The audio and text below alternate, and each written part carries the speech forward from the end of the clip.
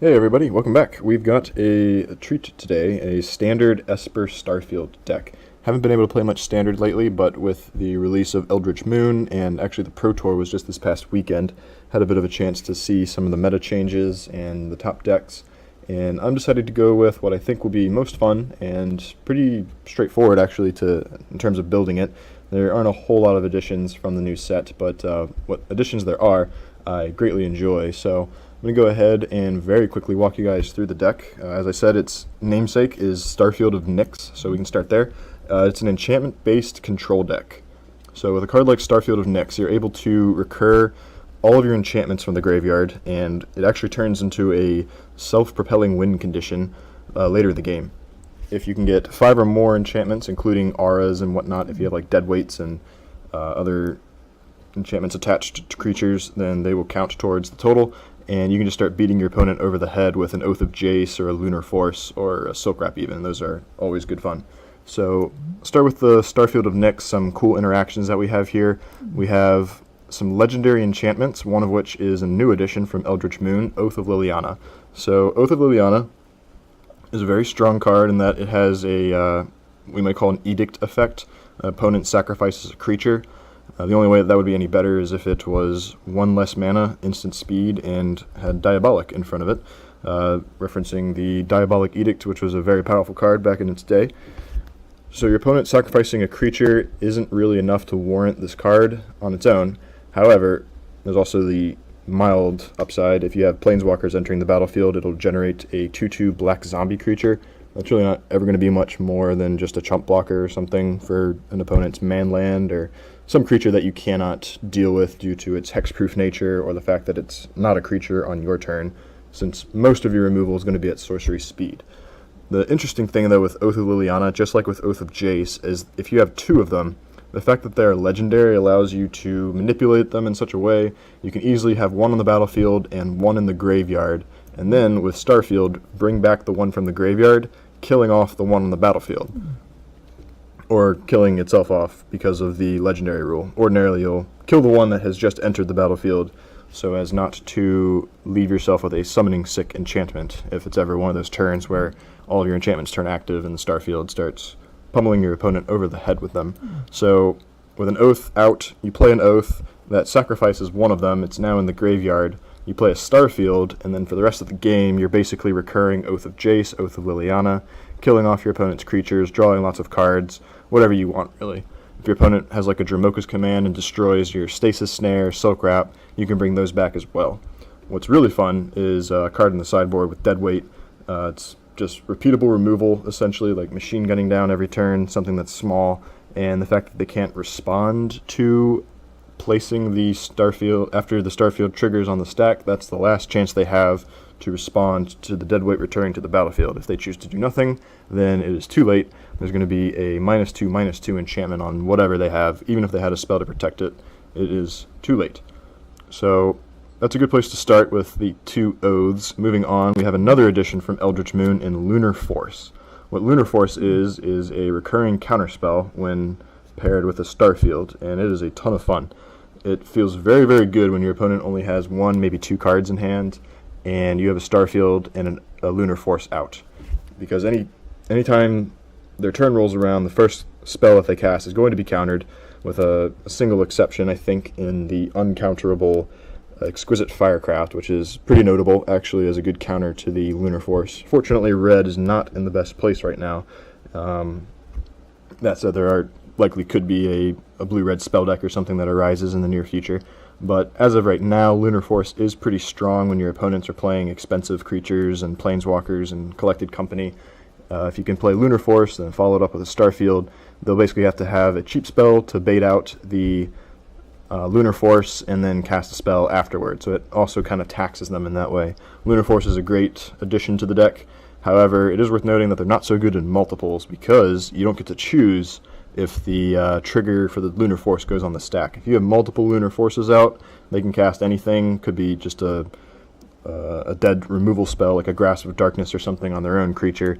All of your Lunar Forces will see it and immediately rise to the occasion, try and counter it, and sadly go to the graveyard. So with multiple Starfields out, though, you can bring them all back, and then you very quickly have a overwhelming number of enchantments all attacking your opponent, which is just fine. But yeah, very important to note, Lunar Force is quite strong with the Starfield out.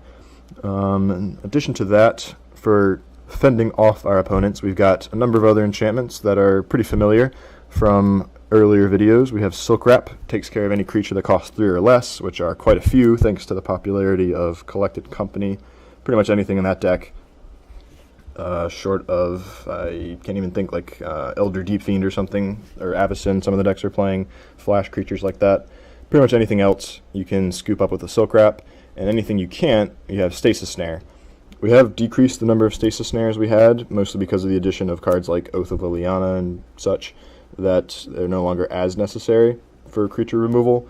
Stasis Snare is just a good old 3-mana deal with just about anything, and the fact that it's instant speed, but not actually an instant, means it can even deal with the mighty Emrakul, the Promised End. So protection from enchantment, or protection from instants, does not apply to a flash enchantment, fortunately. You can cast this and scoop up the 13/13, and honestly, Emrakul's not that bad for this deck to face, really. There's only so much damage they can deal. Like, what, are they not going to return your Oath of Jace with a Starfield of Nyx out or something? I guess they could, and then discard some of your stuff, but it doesn't matter because the Starfield's still there, and it's just going to bring them right back. So this deck is moderately resilient to Emrakul, and in addition to the removal suite we have here, we also have Languishes and Planar Outburst, a new edition, Planar Outburst. These cards all give the deck a good footing against the Collected Company deck and the Spirits deck, which are all trying to kind of go wide, have lots and lots of little creatures. You can just scoop them all up, whether you're destroying all of them or languishing them all, giving them -X/-X. Interestingly, against the Spirits deck, you have, and then I guess even Collected Company, you have 2 cards that make it worth splitting these two, rather than just having all 4 Languish or Planar Outburst or something. They have Spell Queller, which is able to exile a spell that costs 4 or less. Noticeably does not hit the Planar Outburst. They also have the Selfless Spirit, though, who can be sacrificed to give all their creatures indestructibility till end of turn, which unfortunately Planar Outburst does not do so well against. So we've got Languishes to deal with the draws where they don't have Spell Queller. We have Planar Outburst to deal with the ones where they do. And just a good combination of board wipes to have. Also, with the Awaken, you can put all these counters onto a juicy land, like the Shambling Vents that we have over here, and those act as nice little life-linking buffer creatures. Moving on, the rest of our removal suite, we've got some Grasps of Darkness, just an instant speed, clean, efficient answer to mostly any creature in the format, besides, of course, the mighty Eldrazi. They're all far too strong and significantly big to fall to something small like a Grasp of Darkness, but even cards like Avacyn and all the Spirits and whatnot, they will succumb to Grasp, so that's pretty nice. We also have Ruinous Path, which once again is a good answer to most creatures, unfortunately sorcery speed, or else it would be even better. The Awaken is applicable to lands like Shambling Vent, or even just others. You don't necessarily have to have the 2/3 lifelinker in Shambling Vent as well to get the full use out of this card. But it's also an out to the popular Planeswalkers that we have, like Tamiyo in the Bant Collected Company deck, and Liliana, of course. If anyone was able to watch the most recent professional tour, in which the Liliana emblem did quite a bit of damage in the top 8 of that tournament. So that alone, I think, kind of the threat of Liliana ultimating is enough to warrant cards like Ruinous Path and Anguished Unmaking. Even though they aren't enchantments, they are good answers to Planeswalkers and other troublesome permanents, such as like the Fevered Visions, I guess, if there is a blue-red burn deck or something with Thermo Alchemists, which I've heard tell of. But moving on, we also have some disruption to go along with those Lunar Forces. We've got Transgress the Mind, just a pair of them to make sure the way is clear, turn 3 or 4 before casting something like Languish or a Starfield of Nyx or a Planeswalker. You want to make sure that they don't have a counterspell or something that's going to make you regret playing them. So a nice, clean, efficient answer. Also exiles cards, which is pretty relevant against the Delirium decks and anything with like Grapple with the Past or Liliana minusing being able to bring back creatures. They will not be able to do so if they're exiled with Transgress the Mind. I think that brings us to the Planeswalkers. So how do we actually win the game? We've got Starfield, which is a little iffy, I would say, as a sole win condition. So it's a little questionable, depending so much on just the limited number of enchantments we have. We also got some Planeswalkers, not just because they're fun, but because they do what the deck is trying to do. Both Sorin and Ob Nixilis are good answers to other creatures. Ob Nixilis just flat out destroys them. Sorin can gain you some life while also dealing with Planeswalkers as well. And they both draw you cards as their plus ability. So also emblems that largely end, or ultimates rather, that largely end the game, with Ob Nixilis' emblem being whenever you draw a card, or your opponent draws a card, they lose 2 life. Sorin's being that you get a bunch of 1/1 life-linking tokens, depending on how much life you have at the time of ultimating him. So hopefully we're able to have a healthy life total when doing so we can get lots and lots of vampire tokens and have a lot of fun. That brings us finally to the mana base. Pretty simple. 26 lands. We are a control deck. It's okay to go a little heavy on lands because of cards like Evolving Wilds to thin out your land count, as well as Oath of Jace to discard extra lands. I personally love keeping hands that are relatively land heavy with an Oath of Jace or 2, just because you can wait and see what your opponent's playing before figuring out what cards you need and what you don't. Play Oath of Jace, discard some lands, find some action. Pretty much any situation. Very versatile card. As far as the actual land count goes, we've got 4 basic swamps, 4 basic plains, and 1 basic island to go along with the 4 evolving wilds. So effectively like 8 black sources, 8 white, and 5 blue that are fairly accessible. And then we also have a bunch of dual lands, just the single Caves of Koilos, the 4 Shambling Vents, 4 Sunken Hollows, and 4 Prairie streams. So all in all, I very rarely, if ever, have land or mana color inconsistencies. It's not very mana intensive, honestly. You only have like double white in Stasis Snare and Planar Outburst, double black in Languish and Grasp and Ruinous Path, for the most part. Everything else you can cast late enough in the game that it is largely irrelevant. With that said, let's move on to the sideboard. We've got some nice options here. Being a control deck, we're going to want to have a lot of counter spells that we can go toe-to-toe with other control decks that are playing on at instant speed on our end step and whatnot. We want to be able to have a lot of cheap, efficient counter spells, so that's where Dispel and the Negates come in. Being able to counter a Collected Company for 1 or 2 mana after playing a big threat or clearing the board, playing like a Languish or Ob Nixilis or Sorin. We want to have some protective magic up as well. Summary Dismissal is a card that I've been very impressed with. I think I might even be willing to increase the number count that we have here. Being able to exile all their spells and counter all abilities is very relevant when the format is being dominated at times by Eldrazi. So this is just the cleanest, most effective counterspell to Eldrazi, such as Emrakul or Ulamog, or even something not that terrifying to us. Not having very many creatures out, we don't really fear a Eldritch Deep Fiend as much as other decks might. Being able to just counter not only the creature itself, but also its cast trigger, such as the mind controlling of Emrakul or the tap down of the Eldritch Deep Fiend, is extremely nice. Just a very clean, efficient card, and only slightly more expensive than the other counters. As far as disruption goes, we've got an additional 2 Duresses for very cheap, taking out counterspells before resolving something like a Languish or a Planeswalker, and Transgress the Mind also. Number 3, we also have Infinite Obliteration, which we can use against the Delirium decks.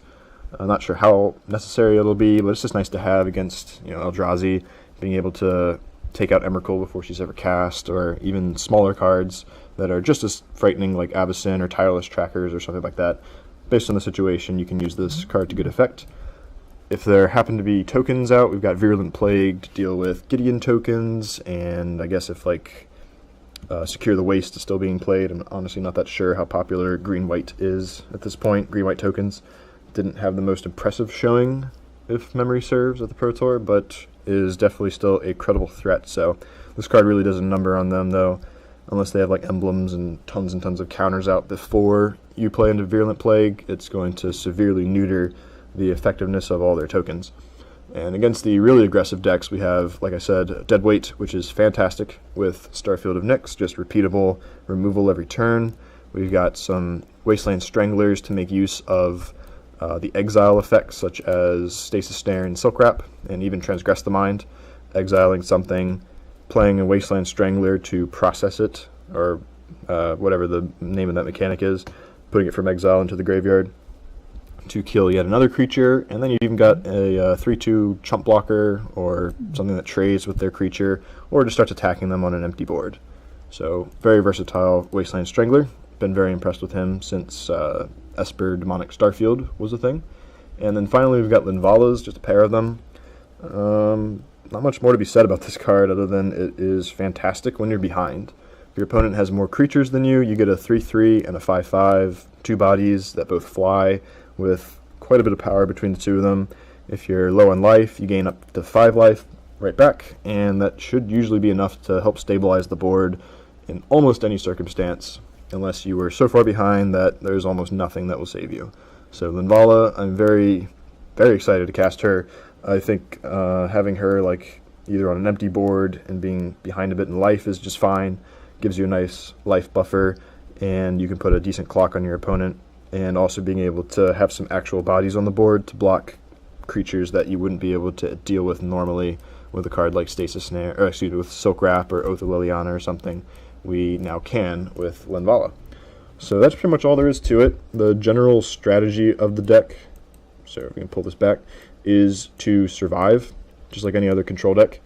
Most of our turn 2 and 3 plays will be geared towards achieving that end, and then filtering your hand, finding action and answers with Oath of Jace and your Planeswalkers, and then finally once you stabilize on a relatively even board with a Starfield out, things very quickly get out of hand, and your opponent will be wondering how it all went so wrong for them when you're recurring counter spells, draw spells, and kill spells every single turn, and then finally killing them with it. So pretty much all that needs to be said. I'm going to try and enter a league here and get some games down, and depending on the success of the deck, see if we can make it a regular thing. So I'm looking forward to playing this deck very much, and I hope you enjoy watching. Thanks, everyone.